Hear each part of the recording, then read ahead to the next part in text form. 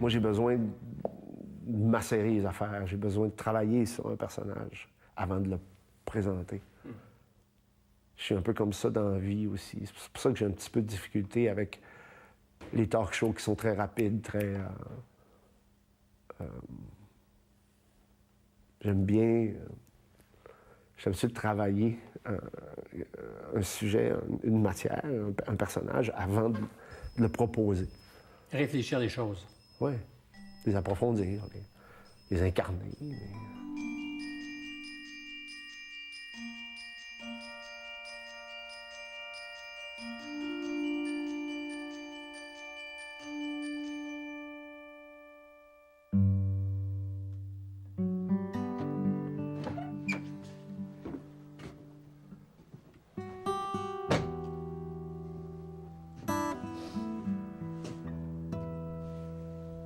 Roy Dupuis est un homme de peu de mots. Discret, timide, dit-il, mais jamais effacé. L'acteur, depuis ses débuts sur scène, est incontournable. Sa présence, forte, et un talent instinctif qu'il canalise tout de même avec rigueur à l'École nationale de théâtre en font un des grands acteurs de sa génération. Loin des feux de la rampe et des bruits de la ville, nous l'avons retrouvé chez lui dans sa cachette près de Montréal. Ce coin de paradis est comme un sanctuaire où l'acteur, trop vite devenu star, trouve la paix nécessaire pour façonner ses différents rôles. Un monde de silence qui ressemble étrangement au paysage dans lequel évolue le personnage qui change sa vie du jour au lendemain.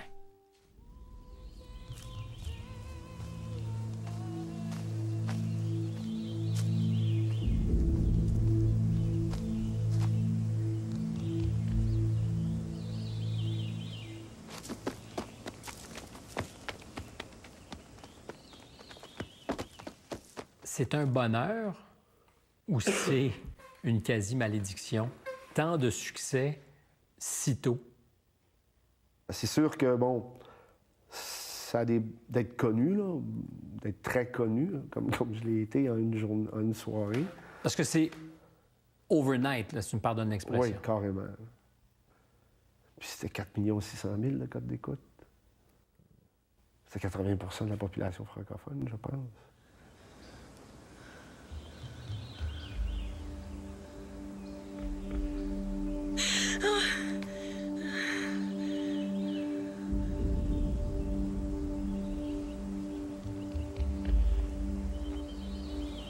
Par exemple, j'aimais ça, m'asseoir sur une terrasse quand je travaillais un personnage puis regarder le monde. Et là, non. Non seulement c'était plus possible, mais même les rencontres par après avec des gens, en tout cas d'ici, tout était comme distorsionné. Là. Les gens n'étaient plus naturels ou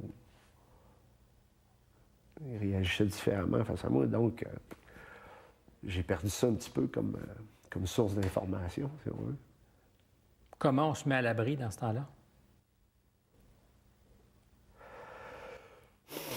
Écoute, c'est sûr, je buvais déjà un peu. Ça a juste amplifié tout ça, là. Je sortais le soir. Puis... Je peux dire que je suis quelqu'un de timide, en général, en tout cas, de première approche. Et je buvais. C'est pour ça que tu as dit Mais l'alcool vient d'avant aussi. Ça a juste comme... amplifier le problème. Ouais, là, j'ai... À un moment donné, c'était dangereux. Mais ça, parce que la drogue est rentrée aussi, puis... Beaucoup de drogue. Mais ça allait avec, là. C'était moi qui c'était quasiment... Oui, c'était... Quand je tournais pas, là... C'était presque à tous les soirs. Dans un état second, si tu ne tournais pas. Oui. Je l'ai. Puis aujourd'hui, je suis à l'opposé. Pas gelé pantoute. Non, j'ai soif de lucidité. Là. J'ai comme passé à travers ça. Puis dernièrement, j'ai recommencé à prendre du vin. J'ai arrêté de boire là, pendant une dizaine d'années. Puis là, depuis une couple d'années, je bois du vin une fois de temps en temps. Puis dès que je sens que ça m'engourdit, j'aime pas ça. Mais je reviens à ce que tu avais dit. La gloire brutale des filles de Caleb m'avait déglingué j'étais engagé dans une spirale d'autodestruction. Donc, de ce point de vue-là, Les filles de Caleb, c'est un grand succès, mais c'est aussi se fragiliser au maximum.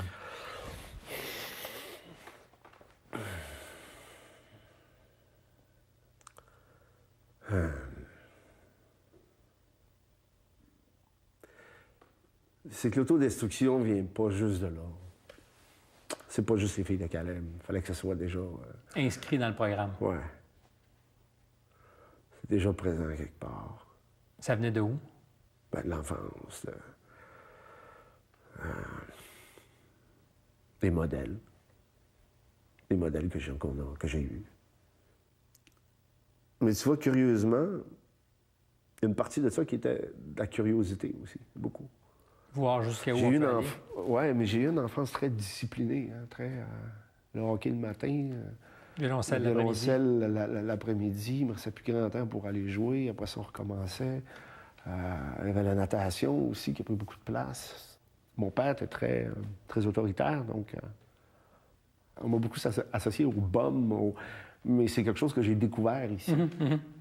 J'ai eu une enfance plutôt à l'opposé. À l'opposé de ça. Complètement de ça.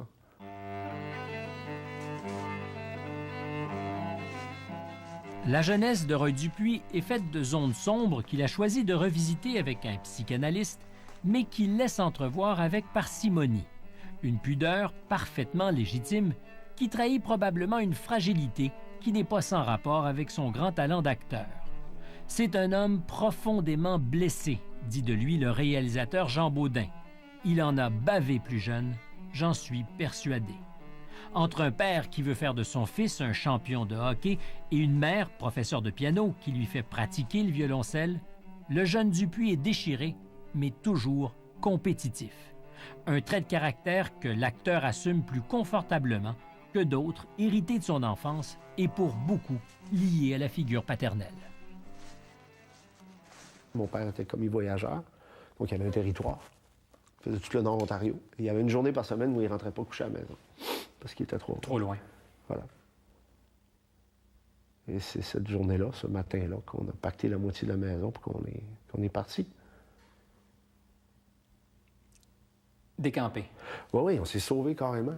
Ça a été... Puis... T'as 14 pas ans. qu'on ne l'a pas vu venir, mais disons que c'est carrément... bon, ta mère te réveille le matin, là, puis c'est... OK, pacte tes affaires, on s'en va. Et là, on pacte et on disparaît. Oui. Là, tu te promènes dans la maison, puis il faut choisir entre, le set de salon d'en haut ou le set de salon d'en bas, le poêle frigidaire ou la laveuse sécheuse. Qu'est-ce qu'on laisse? On laisse la moitié à papa, là. Qu'est-ce qu'on lui laisse? Elle savait que ça arrivait, elle était préparée. Oui. Vous n'aviez pas été, vous, préparé pour ça? Comme je te dis, on le sentait venir, là. C'était pas... ça devenait difficile à vivre à la maison, là. Mais c'est une fuite. Carrément. Pas de salutation à son père, au revoir. Oui. C'est ce que je trouvais le plus difficile. Je me souviens, avant d'embarquer mon bicycle dans le truck là, qui s'en allait, j'ai fait un dernier tour du quartier. Puis, je suis arrêté dans la cour d'école. Puis là, j'ai vu mon père. J'ai imaginé mon père, après 16 ans. Il était quand même très présent. Que je savais qu'on était important pour lui. Puis ça a toujours resté. J'ai vu rentrer dans la maison, puis... Dans une maison vide. À moitié vide, oui. Mais surtout vide de nous. Ça a été tough. Mais, d'un autre côté, t'as 14 ans, t'habites à Kapuskasing, puis là, tu débarques à Laval, où tu peux mettre 10 cents dans un autobus, puis ça t'amène des kilomètres plus loin. En ville. Je me promenais en métro, je sortais, je regardais. Je rentrais dans le métro. Puis t'as 14 ans, là, puis t'arrives en ville. Là. Le choix de l'expression est C'était bon. idéal. T'arrives en ville. Ben oui.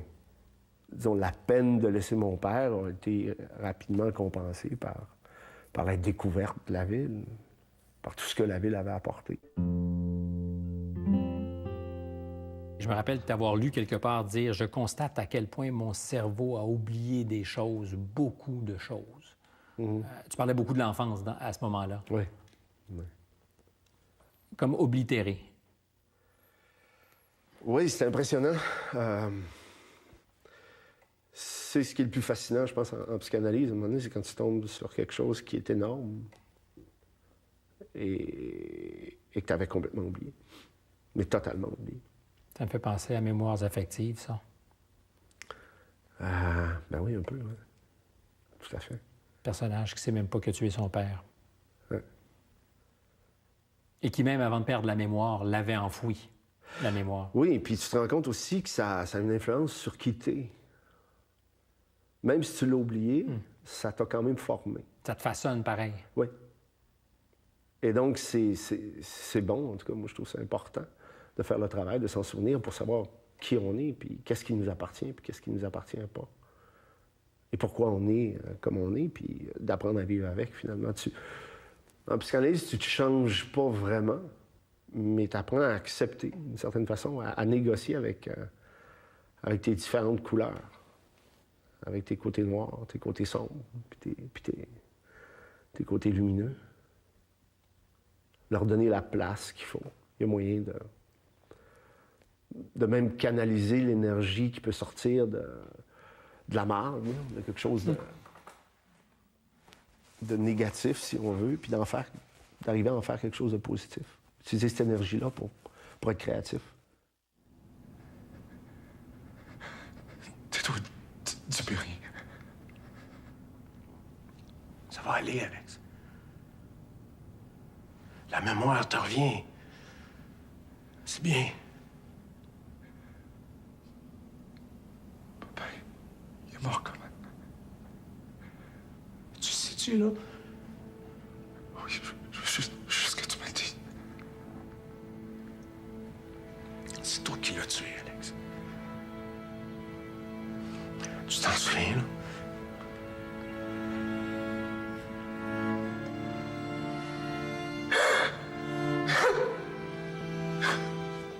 Ça va aller, ça va aller. Ça va aller, c'est fini, c'est fini.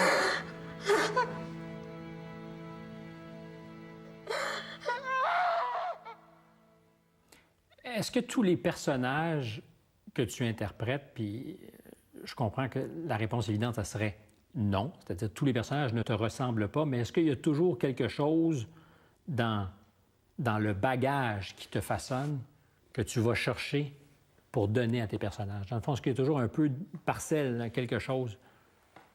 Je dirais presque à quelque part, il n'y a que ça. Même si les personnages sont très différents. C'est sûr que mes personnages m'amènent ailleurs, mais à un moment donné, cet ailleurs-là, je le fais mien. Il faut que je le fasse mien pour donner vie à ce personnage-là. Ou presque. Je veux dire, il y a quand même des limites. J'ai pas vu les atrocités, pour vrai, que le général Dallaire a vu et a vécu et a senti. Mais j'ai rencontré l'homme, puis je me suis imbibé puis c'est ouvert à moi. Donc, j'étais un peu comme une éponge dans des moments... Avant de commencer à travailler, je me sens un peu comme une éponge, souvent.